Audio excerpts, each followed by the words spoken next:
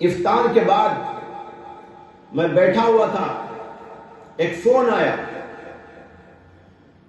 Phone اٹھایا تو دوسری طرف سے آواز تھی ایک عورت کی، وہ پوچھ رہی تھی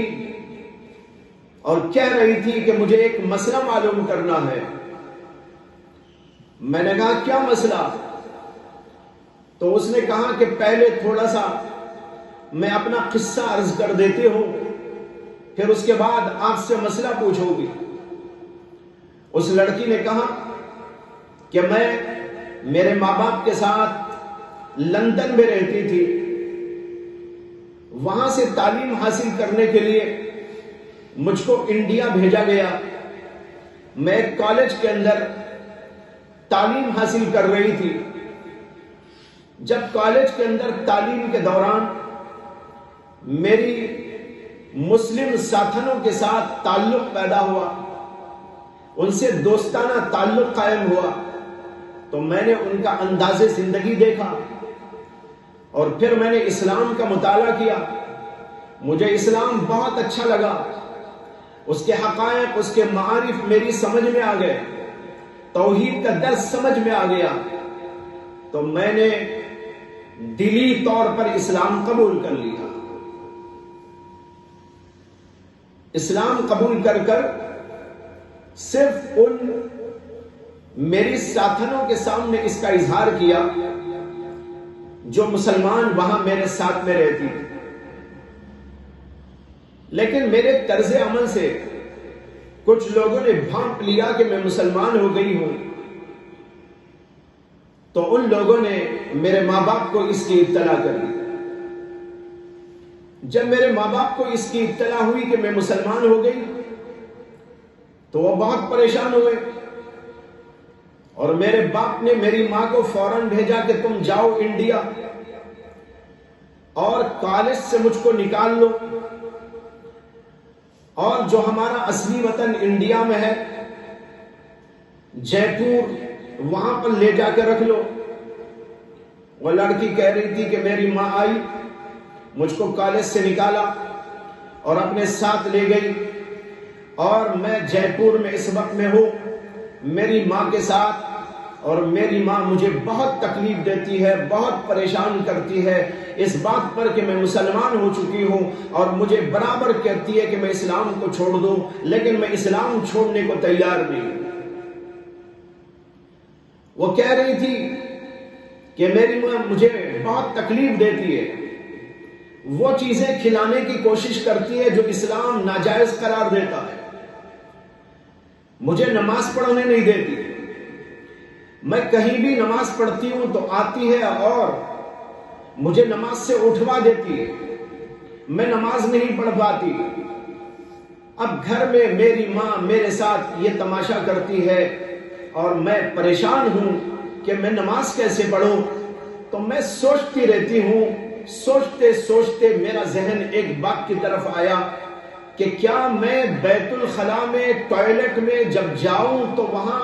ٹوائلٹ کے اندر جگہ بنا کر نماز پڑھ سکتی ہوں کہ نہیں پڑھ سکتی؟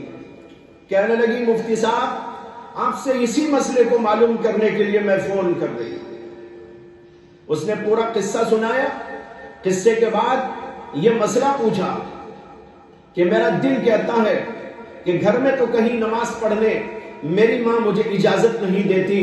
تو کیا بیت الخلا میں ٹوائلٹ میں جب جاتی ہوں وہاں تو ماں آ نہیں سکتی اور آتی نہیں، وہی ایک جگہ ایسی ہے جہاں پر ماں نہیں پہنچ سکتی، تو کیا میں وہاں ٹوائلٹ میں نماز پڑھ لوں تو میری نماز ہو جائے گی؟ بھائیوں بہنوں، جب اس لڑکی نے یہ مسئلہ مجھ سے پوچھا تو میرا دماغ چکر کھانے لگا۔ میں نے کہا دنیا میں ایسے ایسے بھی اللہ کے بندے اور اللہ کی بندیاں ہیں، نماز پڑھنے کا یہ ذوق، نماز پڑھنے کا یہ شوق، نماز پڑھنے کے سلسلے میں وہ اتنی متحسس اور بیدار اور باشعور۔ پھر میں ایک طرف غور کرتا رہا ہمارے مسلمان لوگوں پر کہ کتنے مسلمان ہیں، اذان ہوتی ہے، نماز کی انہیں دعوت دی جاتی ہے، مسجدیں کھلی ہوئی ہیں لیکن اس کے باوجود نماز پڑھنے کے لیے تیار نہیں۔ تبلیغی جماعت کام کرتی ہے، علماء ترغیبات دیا کرتے ہیں اور فضائل اور مناقب بیان کرتے ہیں، اور نماز نہ پڑھنے کی وعیدیں سنائی جاتی ہیں، قرآن اور حدیث کے سارے مضامین ان کے سامنے رکھے جاتے ہیں، لیکن نماز پڑھنے کو نوجوان تیار نہیں، عورتیں تیار نہیں، ہمارے بوڑھے تیار نہیں۔ یہ اللہ کی بندی ابھی اسلام لائی ہے اور اس کا یہ ذوق کہ نماز نہ چھوٹ جائے، جبکہ اس کے لیے چاروں طرف سے دروازے بند ہیں نماز پڑھ دے۔ وہ پوچھتی ہے مفتی سے کہ کیا میں بیت الخلا میں جا کر نماز پڑھ سکتی ہوں کہ نہیں پڑھ سکتی؟ میرا دماغ چکر کھانے لگا۔ پھر میں نے اس سے کہا کہ اگر آپ کا بیت الخلا ایسا ہے جس کے اندر مصلی بچھا کر یا کوئی اور پاک کپڑا بچھا کر آپ نماز پڑھ سکتی ہیں تو آپ وہاں پر نماز پڑھ لیں، پہلے اس جگہ کو صاف کر لیں اور پھر دبیز موٹا سا کپڑا اسے وہاں بچھا دیں اور وہاں پر آپ نماز پڑھ لیں۔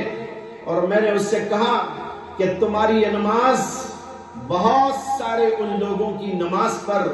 جو مسجدوں میں پڑھتے ہیں میرا خیال ہے کہ ان سب سے بھاری ہو جائے۔ اگرچہ تمہاری نماز بیت الخلا میں ہے لیکن اللہ تو دلوں کو دیکھتا ہے۔ حدیث میں آتا ہے اللہ کے نبی علیہ السلام نے فرمایا ان اللہ لا ينظر الى صورکم واشکالکم، اللہ تمہاری صورتوں کو نہیں دیکھتا، اللہ تمہاری شکلوں کو نہیں دیکھتا، بلکہ اللہ تو تمہاری نیتوں کو، تمہارے اعمال کو دیکھتا ہے۔ لہذا اللہ تو تمہاری نیت کو دیکھ رہا ہے، تمہارے اللہ سے تعلق کو دیکھ رہا ہے۔ تمہارا وہاں پر نماز پڑھنا بلا شک و شبہ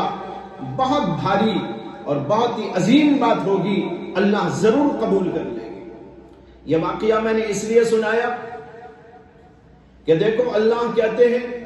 فَسَوْفَ يَأْتِ اللَّهُ بِقَوْمٍ، اگر تم نماز نہیں پڑھتے، تم روزہ نہیں رکھتے، تم دین پر قائم نہیں ہوتے، تم کو دین اچھا نہیں لگتا، تم پردہ نہیں کرتے اور دیگر احکامات پر تم نہیں چلتے، اللہ کو تمہاری کوئی پرواہ نہیں ہے، اللہ تمہارے مقابلے میں قوم کو لا کے کھڑا کر دے گا۔ دیکھو کیسے کیسے لوگوں کو اللہ لا کے کھڑا کر رہا ہے۔ فَسَوْفَ يَأْتِ اللَّهُ بِقَوْمٍ